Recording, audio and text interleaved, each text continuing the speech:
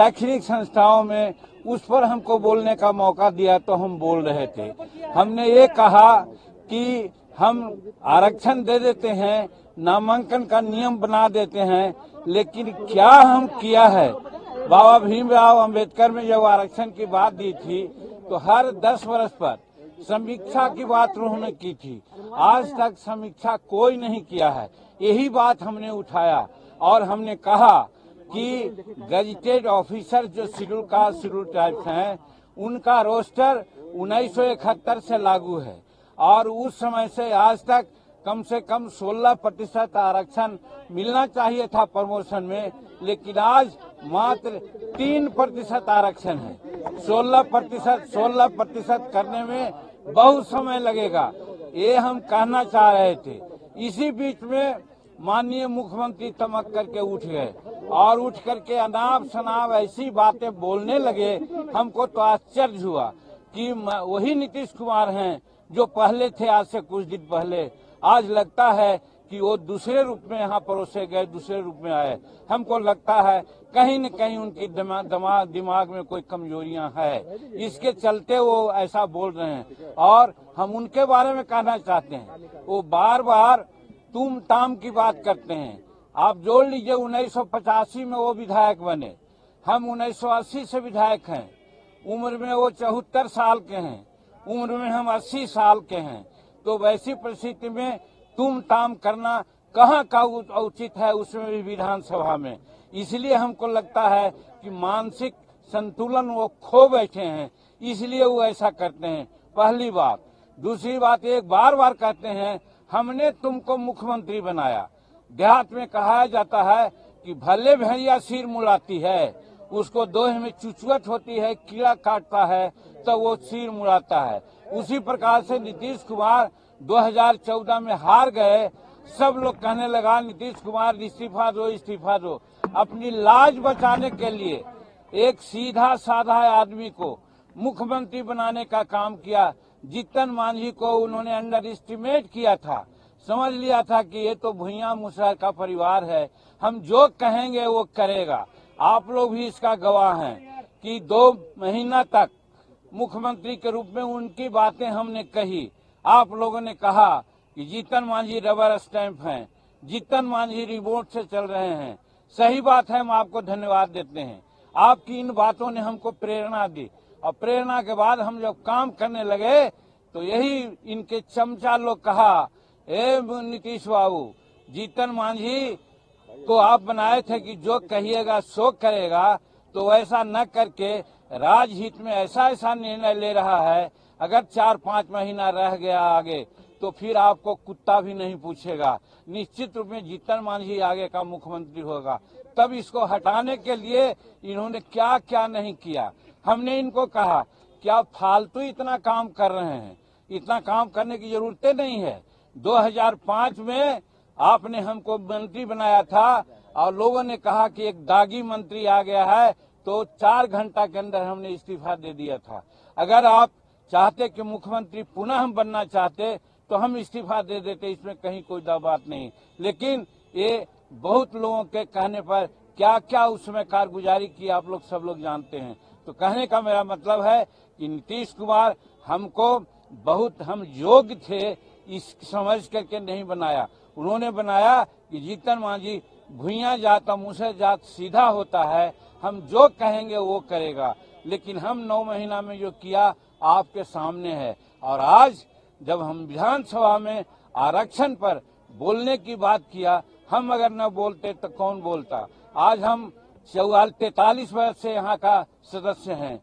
मुख्यमंत्री के पद पर रह करके और मंत्री पद पर रह करके, राज्य मंत्री के पद पर रह करके, उप मंत्री के रह करके हमने जो अनुभव किया, अनुभव शेयर करना चाहते थे और शेड्यूल कास्ट शेड्यूल ट्राइब्स को उचित हक मिले। इसी के लिए हमने कहा कि आज 16% आरक्षण है, लेकिन आप जानते हैं कि कितना आरक्षण लाभ है और कितना लोग लाभान्वित हुआ है। आज हुआ है 7% आरक्षण है। इसको कौन देखेगा। आज 15 साल से ही हैं, इनके बड़े भाई छोटे भाई भी 15 साल से, 30 साल से, आज 75, 73, 74 वर्ष हो गया। आज हम लोग मात्र 7 और 8% है, हमारा होना चाहिए 16%।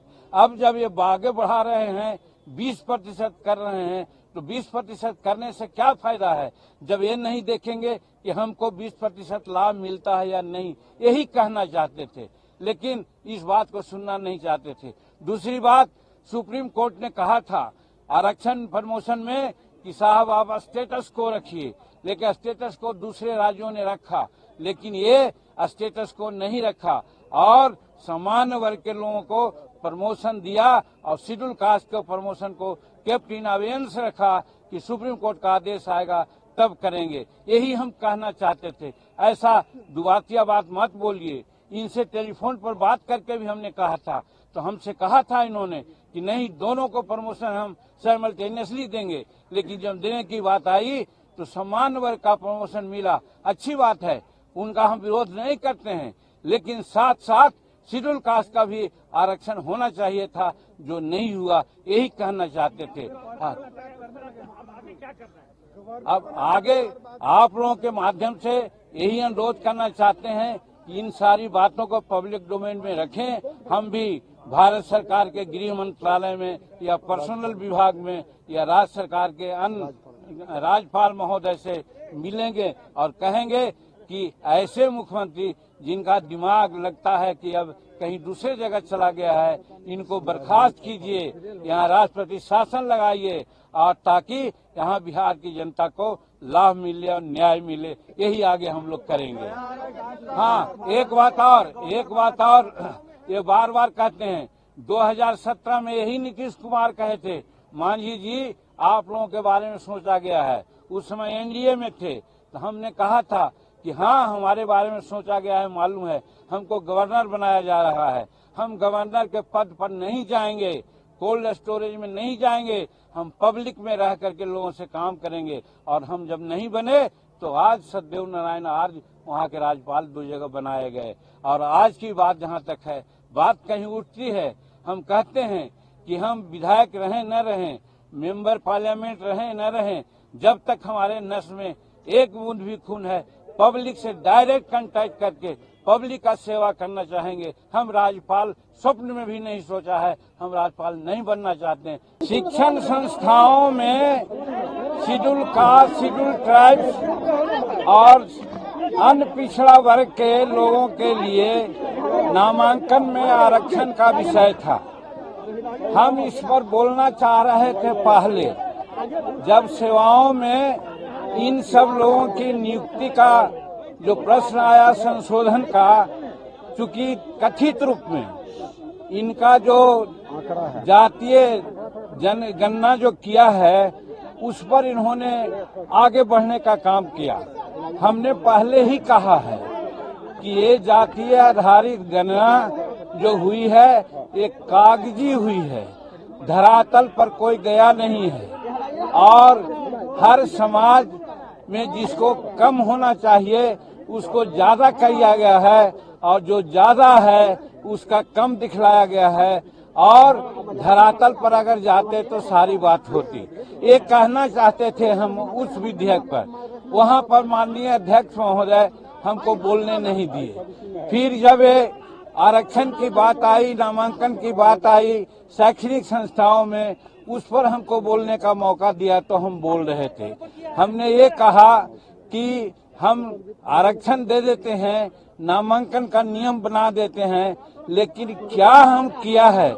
बाबा भीमराव अंबेडकर में जब आरक्षण की बात दी थी तो हर 10 वर्ष पर समीक्षा की बात उन्होंने की थी।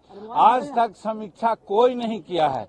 यही बात हमने उठाया और हमने कहा कि गजेटेड ऑफिसर जो शेड्यूल कास्ट, शेड्यूल ट्राइब्स हैं, उनका रोस्टर 1971 से लागू है और उस समय से आज तक कम से कम 16% आरक्षण मिलना चाहिए था प्रमोशन में, लेकिन आज मात्र 3% आरक्षण है। 16% करने में बहुत समय लगेगा, ये हम कहना चाह रहे थे। इसी बीच में माननीय मुख्यमंत्री तमक करके उठ गए और उठ करके अनाप शनाप ऐसी बातें बोलने लगे। हमको तो आश्चर्य हुआ कि वही नीतीश कुमार हैं जो पहले थे आज से कुछ दिन पहले। आज लगता है कि वो दूसरे रूप में यहाँ परोसे गए, दूसरे रूप में आए। हमको लगता है कहीं न कहीं उनकी दिमाग में कोई कमजोरियां है, इसके चलते वो ऐसा बोल रहे हैं। और हम उनके बारे में कहना चाहते हैं, वो बार बार तुम ताम की बात करते हैं। आप जोड़ लीजिए 1985 में वो विधायक बने, हम 1980 से विधायक हैं। उम्र में वो 74 साल के हैं, उम्र में हम 80 साल के हैं। तो वैसी परिस्थिति में तुम ताम करना कहाँ का उचित है, उसमें भी विधानसभा में। इसलिए हमको लगता है कि मानसिक संतुलन वो खो बैठे हैं, इसलिए वो ऐसा करते हैं। पहली बात। दूसरी बात, एक बार बार कहते हैं हमने तुमको मुख्यमंत्री बनाया। देहात में कहा जाता है कि भले भैया सिर मुड़ाती है, उसको दोहे में चुचुअत होती है, कीड़ा काटता है तो वो सिर मुड़ाता है। उसी प्रकार से नीतीश कुमार 2014 में हार गए। सब लोग कहने लगा नीतीश कुमार इस्तीफा दो, इस्तीफा दो। अपनी लाज बचाने के लिए एक सीधा साधा आदमी को मुख्यमंत्री बनाने का काम किया। जीतन मांझी को उन्होंने अंडर एस्टिमेट किया था, समझ लिया था कि ये तो भुइयां मुसहर का परिवार है, हम जो कहेंगे वो करेगा। आप लोग भी इसका गवाह हैं कि 2 महीना तक मुख्यमंत्री के रूप में उनकी बातें हमने कही। आप लोगों ने कहा